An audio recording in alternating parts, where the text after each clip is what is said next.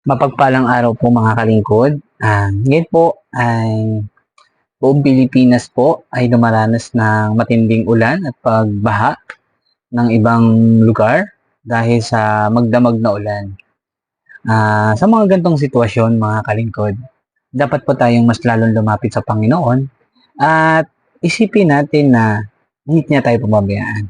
Minsan po may mga bagay na nangyayari sa buhay natin upang ipaunawa ng Panginoon na meron tayong Diyos na pagkakatiwalaan, meron tayong Diyos na lalapitan at may Diyos tayong aasahan na tutulong.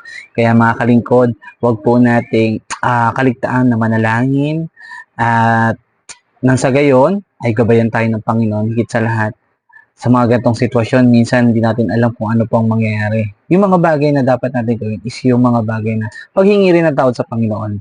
Dahil tayong mga tao, minsan may mga bagay po na nagagawa tayong hindi kalugod-lugod sa Kanya. Humingi tayo ng tawad, humingi tayo ng protection sa Panginoon. Dahil sa panahong ganito, mas higit na kailangan natin gawin ay yung lumapit sa Panginoon. At magtiwala tayo na hindi niya tayo pababayaan. Sapagkat ang Diyos natin ay siya ang Diyos na mahabagin at Diyos na mapagmahal.